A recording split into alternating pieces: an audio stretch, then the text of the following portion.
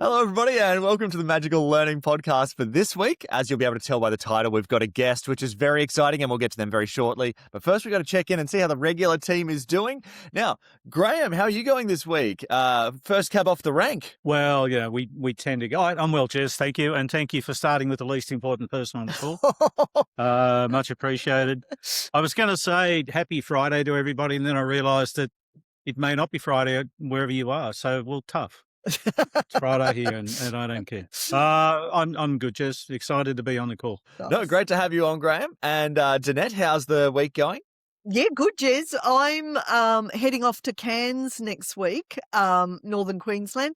And then, so I'm speaking, doing 2 keynotes at a conference. And then we're off to the Daintree for 5 days in a house that's off-grid.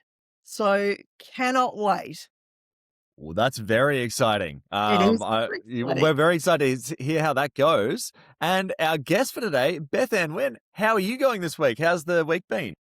Oh, yeah, it's been good. Lots of facilitating, lots of small people problems as well, cross-country, inter-schools championships today. So, just the usual fun and games of mum and work life.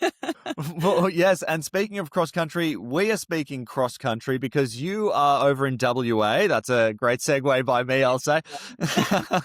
And we're really excited to talk to you today. Now, besides living in WA, you've got an amazing book that we're going to be talking about today, which people will actually be able to see behind you there a little bit if they're looking at the video on YouTube or Spotify. But did you want to tell us a little bit about yourself and then maybe get into a little bit about the book that we'll be getting into today? Sure.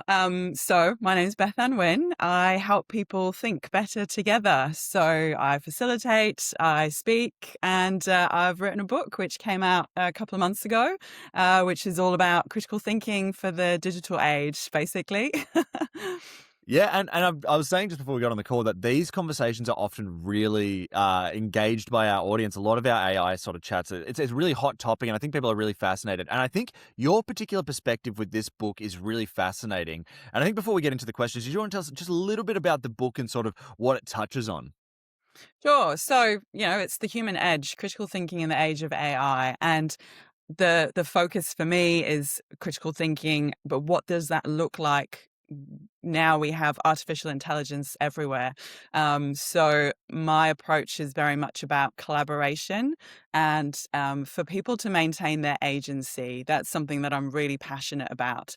And having worked in training people in critical thinking for 6 years now, I see more and more over that time people cognitively offloading in lots of different ways, and AI has just taken that to a whole new level. So it's just trying to empower people with the tools and the confidence to keep their edge, essentially, because I think that's really, really important. Yes, no, it's amazing. And look, you sent us an early copy, so we got to have a look through, and there was just so many different interesting ways that you were sort of plugging in and giving us different insights. And so I highly recommend people go check it out because it's not just one, you're not looking at one thing, you're sort of breaking it down in a lot of different steps. But let's break it down in a lot of different steps through our questions here today. So why not get started with Danette's question? Danette always teases up really nicely. So Danette, what were your questions, and tell us a bit about why you chose it? Yes, super excited for this conversation, Bethan, because we hear people talk about critical thinking, and a lot of people now will often just offload that to AI. And so I was really curious, first of all, to understand your definition of critical thinking, but then also why is it important for our listeners and viewers to actually develop this skill? Okay, so my simple definition is that it's careful thinking, essentially. That's kind of how I explain it, like on 5 kind of thing. But to go into more depth with that, because you can't just go, just think more carefully, people. I define it as skills, knowledge, and attitudes. So skills like evaluation, analysis, and judgment. And everyone I speak to is capable of that. But when we get busy, we just forget, essentially. We get caught up in stuff and don't take that moment to step back and analyze what's in front of us. The knowledge is things like cognitive biases, logical fallacies, and I found when I first learned about critical thinking, even just having a little bit of this awareness was so, so helpful for me, making personal decisions, and then later as I sort of developed it for sort of corporate audiences and, in that environment as well. And then attitudes are just those great human attributes that we all want to aspire to, I think, curiosity, humility, courage. And as I was writing the book, I realized courage is not necessarily an obvious thing that you would associate with critical thinking, but that willingness to admit I made a mistake, or I don't know, or I need to update my thinking on that because my belief that I picked up 20 years ago is no longer correct and valid with the world that we're in today. So, why is it useful? Crikey. It helps you make decisions. It helps you solve problems. It helps you to do the things that you want to do in your life. I see critical thinking as having those overlaps with strategic thinking, creative thinking. They all kind of sort of blend together in this beautiful cognitive soup. So yeah, it gives you confidence in what you're doing if you've applied your critical thinking skills, and I think confidence is absolutely crucial to life, essentially. Great answer. So then my next question is, what do we need to do to actually be able to think better? A lot of the things that I give people as tools is about helping them create space and helping them break things down. So often, and I think we'll come to this shortly probably, but, we're encouraged to speed up and go faster and be more efficient, get stuff done. But we don't often think about, am I doing the right things? And I love the phrase, it's better to do the right things badly than the wrong things really well. But in order to figure out what is the right thing for you or for whatever you're trying to achieve, then you need to have a good think and make sure that it is aligned with your strategic direction, if it's work, or the kind of person you want to be, the kind of life you want to lead. And it's so funny when people come to me and they'll be like, oh, you train on decision making, can you make the decision for me? I'm like, no, that's not how it works. Because the decision I would make for you would be completely different to the decision you would make for yourself. But having ways to, be a circuit breaker, or just helping you pause before moving forward, or think ahead, is just so helpful. And sometimes that just looks like a few questions. Sometimes that's, sitting down and journaling.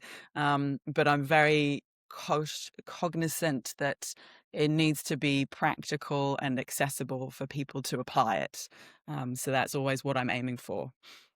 I love that. What a great answer. And yeah, I'm always talking to people about that space. And so I love that, the world wants to speed up, but in order to speed up, they actually need to do that. So great advice, Bethan. Thank you so much. Yeah, great question. Yes, thank you so much for that, Danette. And loving this convo so far. And so let's just keep it going. Graham, you've got a question here. Do you want to tell us a little bit about the question and why you chose it? One way of looking at humanity today, Homo sapien, is that we have become creatures of convenience. We are, we've been pushed, guided, forced in that direction for a long, long time, but we tend to make a lot of short-term decisions based on what's convenient, what's easiest, what's going to cause the least pain for me, give you the greatest, fastest reward. And technology, I suspect, is probably amplifying that, making it worse. I should also say at this point, for those of you who might be watching or listening and you're curious about the whole AI thing, did Graham actually get this question off ChatGPT? Yes, I did not. Otherwise, it'd make a lot more sense as a question. So clearly, it's like the deliberate typo, so it's a different version of AI called awful intelligence. So in this sort of theme of so many of us today, because we are under the pump, there's lots going on, whether it's real or imagined doesn't matter that much anymore. But we're busy, we've got a lot on, there's a lot of noise.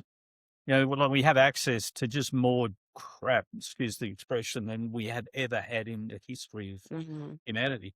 And I love the point that you made about critical thinking requires time and space. We need to slow down, if not stop. to do this well, to get some value out of them. And the point you made before about maintaining some sense of agency as an individual, rather than just giving it all away, which is largely what we've been doing. So I'm curious now about what my actual question is, having reached this point. It's a And very I valid just point, though. I realised like it. we've only got like 48 seconds left in the podcast. What has worked for you? What are your thoughts on how do we actually engage with people to have a conversation with somebody who is stressed, who's heading towards burnout, who's just overwhelmed, and it's so much easier just to give it all to some bloody interface and let them worry about it for me. So how do you get around that? Okay. Interesting question with a few bits to it. I suppose there's something there about if you want to encourage behavior change, often people need to come to it themselves. So, if somebody is quite happy to outsource all their, whatever it is, all the tasks, then I'm not in a position, like, I can't say, oh, that's wrong, you shouldn't do that. It's entirely up to them. But I think often people reach a certain point of whether it's anxiety or mental health challenges or just feeling a lack of purposefulness in their lives, and they say, something's not right and I'm not sure what it is. So at that point, saying, okay, well, take a step back, look at your life holistically. And that classic, when you're too close to a problem, you're very emotional and reactive and you can't see the bigger picture. So in that regard, even just a bit of reflection, which is what the first sort of the first chapter and the first conversation piece is about, is what people find incredibly helpful. I'm 42 and I feel like myself and a lot of my friends have gone through that classic like midlife crisis thing. And a lot of that is I've just continued on a track that I thought was the right way from the age of whatever and suddenly kind of wake up and go, oh, is this actually what I want? Is this the life I want to lead? And to your point about convenience and just, going quick and easy with stuff, a couple of things there. Often a good decision is challenging in the short term and over the long term has the payoff. Whereas if we always take, easy now, hard later, then we are going to come up to a wall of like, well, all my easy choices have compounded and now I'm, I don't know, stressed, overweight, unhappy, all the things. So sometimes you do have to go, right, I'm going to do the hard thing. That's why people go and do marathons and ultra marathons and write books and all these silly things that we set ourselves as challenges. And I really like a quote that I picked up by Tim Minchin, which he'd only mentioned once when I published the book, but he's now talking about more and more, which I'm really pleased to see. He talks about we're conveniencing ourselves into meaninglessness. If we keep going the convenient, easy route, what's going to be left? So I'm not saying that we should all be, I don't know, walking everywhere and carrying our own water constantly. There's a lot of benefits to modern technology and convenience, but at least perhaps taking a moment to say, what do I want to outsource? Do I want to get, I don't know, meal kits instead of cooking dinner? Is that what's going to work for me? Or do I want to get, and if we're talking about specifically AI, it's going, well, what is important and what's going to be publicly available with my name next to it, for example, and what is something that I'm just happy to kind of slop on and have it done. So what am I able to, a friend of mine, Lauren Hancock, she has this acronym CHAI. What can I consciously half-ass? Can you consciously half-ass it? So you look bewildered, Graham. Was a ChatGPT thing? Because I love that. Yeah, I mean, there's some stuff like I'm doing some filming later, so I've I've tried my script because I know that I will change it as I go. Whereas, writing an article yesterday, I'm going through that myself and double checking, triple checking, because that's going to be published with my name next to it.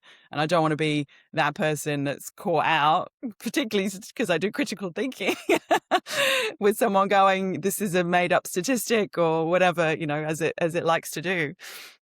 There you go. Hopefully that answered your question, Graham. There's quite a few things in there. There was, and you did. So thank you very much. Appreciate it. Awesome. Thank Love you. Thank you for the try. question.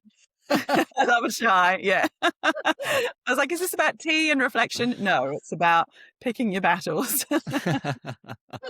No, I love that. That's great. I think that's a great takeaway already. A lot of notes being taken down, but that's a great one. We've got a written in question here from John, and John's written in: at what point will AI take away our critical thinking as tools like ChatGPT and Perplexity provide answers to our questions, and we simply cut and paste the answer rather than reviewing and using our own critical thinking to analyze the results? Well, I think it's an individual decision, right? John might already be doing that. That's up to John. But at some point, someone's going to go, is that right? Did you check it? And every day I see articles or LinkedIn stuff or whatever where someone's done that and they're being sued or they're in trouble or they've lost their job, like the 10 best reads for summer where they were all fabricated. It's just like, it's about agency. It's about what am I willing to allow? And when we're not helpless in this, we're not victims. And you don't have to. Like friends of mine declare themselves AI vegans, like they're not using it at all. And I'm like, sure, you do that. And I think there's a place for that. If I want to do, I don't know, write a poem of love to my children, there is no point me getting ChatGPT to do that. Like, what's the point? So, yeah, really having that think of, well, what am I willing to do? Like my shopping list, sure, maybe, but my personal life goals, no thanks. Like I want to maintain that agency. And we cannot outsource our responsibility. So particularly if you're in a position of responsibility at work, saying, oh, ChatGPT made me do it is not, it's not going to fly in most areas. Yeah, no, it's fascinating because the other thing that I find interesting about it is you mentioned like you see constantly news stories about like there was this 40-page report and then half the bibliography didn't exist or whatever and it was just made up or things like that. And the other thing that's fascinating about that is I don't know, it seems sort of it's becoming more clear to me what the tone of AI's general tone is. Like you sort of like it has a bit of a general cadence that it tends to use, and so you can sort of tell when people have used it to some degree. Like it's not like, especially if you've talked to them for a while, it's like, oh, this is really different to how you would normally behave, and it's very similar to how a chat GPT would kind of write something. So it's fascinating also that where it's like it has its own tone, so it is kind of like its own, like it is something that I don't know, it's not as like amorphous as people think it is to some degree. I think sometimes it's like just having a weird intern that's not particularly good sometimes. Exactly. I use the analogy of like, it's like having someone who's read every book in the library but's never stepped foot outside. Like it doesn't have its own voice and personality. You can do amazing things with prompting and putting those kind of buffers on. I think of it as like a 10-pin bowling. You put the little buffers in the gutter so it doesn't completely screw up, but you still should be checking and engaging and just making sure that it's doing what you want it to achieve. Yeah. Well, actually, your book was really fascinating to me because as I was going through and I was thinking, what are the things that really, AI is not going to be able to take, and what are some entry points that are really uniquely human? One of the chapter sort of headings that really caught my eye when I was just looking through the table of contents was about why emotions matter in the conversation with AI. And I think a lot of people are not going to have in their minds any connection between emotions and AI at all. So I was wondering if you can talk about the role of emotions as we head into the future and that intersection. Sure. Well, I suppose as I quote in the book, Jesse Richardson, founder of School of Thought, he says, we're logical, rational beings second, we are emotional beings first. And it's really important to remember that when we're making decisions or trying to solve problems, that we will be thinking with our hearts first. So I think about it in relation to Maslow's hierarchy of needs. In order to do really good thinking, you need to feel safe. You need to feel like, your basic needs are being met. So in the workplace, for example, if we want people to share their best ideas and to, use AI effectively, for example, then they need to feel safe, that whole psychological safety piece, which I'm sure you're all across. And then in terms of how we can use AI to help with our emotions, ironically, it can be very good as a space to get a bit of distance from a situation. So as I was saying earlier, very often when you're in a moment trying to make a choice, just having someone or something kind of coach you through and give you a bit of distance and say, okay, well, how are you going to feel about this in 10 years' time? Or what would you say to a friend in this situation can be really, really useful. I often quote Annie Duke. She says that the worst time to make a decision is when you're facing one down. And you're like, hang on, well, when am I supposed to make decisions then? But having that distance can be so useful, and AI can support you to do that. Yeah, no, that's a great insight. And I think it's just, like I said, when I was going through the book, that was something that really stood out to me as like something that I thought we just had to talk about, because it's just something that I just don't think people connect often. So it's great to see how you can kind of utilize it and how to sort of think about it as well. Let's go to Allegra's question here. So Allegra's written, what was the thing that shocked you the most when writing this book? Oh, gosh. I think how quickly things were changing. So I started writing pretty much a year ago. And week on week, I would go and test. So the whole concept is around conversations, and they can be conversations you can have with a person or with an AI. So obviously I was kind of checking and tick-tacking. And there's one game in there called Fortunately, Unfortunately, which I often use in workshops, right? You get people to tell a story, something good happens, something bad happens. And I thought, I wonder how Claude's going to go with this and how Chat's going to go with this, testing on different ones. They were really good. And I was like, oh God, it's quite, I'm sure we've all had that moment where we've gone from, one of the first things I did was write poems and stories about my kids like 3 years ago or something.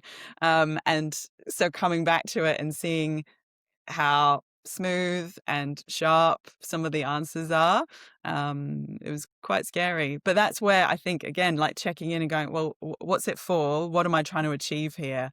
And if it's writing a story with my kids, do I want to model that for them? Would I rather they do it themselves? So just taking that moment, Yeah, absolutely. Yeah, no, that's a great one. And I think, well, I think Kanika's question kind of piggybacks off that a little bit in terms of what we're kind of asking here. So this question here is, how has the process of writing this book changed your views on AI? I suppose, like I was saying, it's changed how impressive it can be for me. But also, I think no matter how good it is, that collaboration piece, I think, is so important. So I'm not saying to anyone, don't use it. I'm saying be conscious of how you're using it and use it collaboratively. So more of that conversation piece back and forth.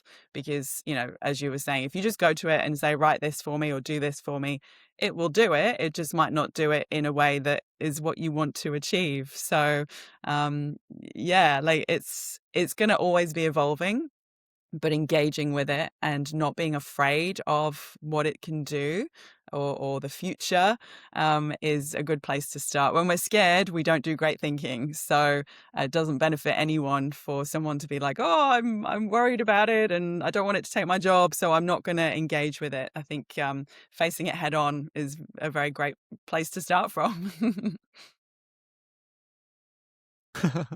No, that's great. That's great insight. And I think that actually leads us really nicely into our final question here, which is from Marg. And Marg asks, what lessons do you have for parents trying to navigate this space? Should I be encouraging the use of AI? Sorry, ironically, a parent question, and my son's right here going, what time is it, Mum? So for parents, again, I think telling your kids not to use it and to be afraid of it is not going to be helpful at all for anyone. Like, the kids are using it and they're seeing what it can do. I think sitting down together and working through something and pointing out where it does something well, where it fails, and showing them how to engage with it is really, really important. In the same way that with social media, I think often we can be guilty of like sending kids off into the world or Google, just go look at the whole internet without talking about, what's an advert versus what's true information, what's good, what's not, all that kind of stuff. So sitting down together and talking about it, and getting them to think about how much they want to use it or not. Just that conscious use is really, really important. Mm. Well, I mean, this has been a fantastic conversation. I feel like I've taken a lot of notes. This has just sort of changed my thinking on how to even approach this topic. But before we get to my final notes, Danette, did you have any final thoughts today on the conversation? Yeah, love the conversation. Firstly, I love the intentionality, particularly around thinking about collaborating with AI, and having conversations with AI, so it's back and forth. And the other thing that I really liked is how Bethan actually role modeled critical thinking by the questions that she was continuously sharing with us. So, in terms of our listeners and viewers, the power of being curious and asking those questions. So fabulous, fabulous conversation and a skill we all need to develop. So great session. Thank you, Jez. No worries. No worries. Thank you, Danette, and great questions today. Graham, did you have any final thoughts on today's conversation? I did, Jess. Bethan, great conversation. Really, really grateful to be part of it. Took lots of notes. One of the things that resonated for me earlier was when you were talking about, and the phrase that I picked up in a book a long time ago was this idea of short-term gain versus long-term pain. So at the moment, a lot of our thinking tends to be that more convenience-based, what's the quick fix, and not thinking at all about what are the longer term consequences of the quick fix thing. I love the CHAI acronym. Yes. For those of you who are coming in towards the end thinking, well, what's CHAI all about? Go back and watch the whole podcast. There's no answers at the end of this exam. Probably the only other question that I had that I'd love to maybe explore with you on a podcast, we definitely need to get you back, Yes. is, in all of this AI and taking your point earlier about one of the things that surprised you is how quickly AI has improved, and I'm still hopeful that AI will fix the tragedy, the almost global abuse of the use of apostrophes in English. So maybe we can chat about that. How do we get critical about fixing? Doesn't matter. Punctuation saves lives, folks. Great chat, Bethan. Thanks again. Really appreciate it. Yes, and thank you for the questions today, Graham. A great chat. And I was also going to say, Bethan, I really liked just the idea that all of this chat about AI has reminded us that we're emotion-first creatures. I think that even though we were talking about AI, it's always good to reflect it back on us and see how it differentiates us. So I thought that was really good. And you talking about things like Maslow's hierarchy of needs and safety and stuff, I thought, and how that integrates with everything is all very great. So great to have you on. This was a great conversation. You've got the book, so maybe you can talk about where people can get that. But do you also want to leave our audience with anything that we maybe didn't cover today, or any final thoughts you have? Going full circle back to where we started, something that Graham alluded to about whether it's real or imagined, how frantic the pace of life is. I think taking that step back and encouraging people to give their brains room to breathe. That's what a lot of this is about. And encouraging that switching off and stepping away. I'm a big fan of what I call starlight thinking. So the default mode network in your brain bubbling up with its own ideas, whether that's in the shower, in the car, walking the dog. I think that's really, really important to check in with what you actually want to achieve or how you're going to approach a problem. So giving yourselves the space for that and remembering that we always have control and agency in any situation. Well, thank you so much for that, Bethan. It was absolutely incredible chat. We want to thank you so much for being on. I'm sure a lot of people have been liking this. And if you have any thoughts or anything, please leave them in the comments. You can do that on Spotify or you can do that on YouTube. We love to have interaction there. Otherwise, thank you, everybody, for sharing. We've now probably got over 13,000 subscribers, which is probably very exciting. And to everybody that's listening, have a magical week.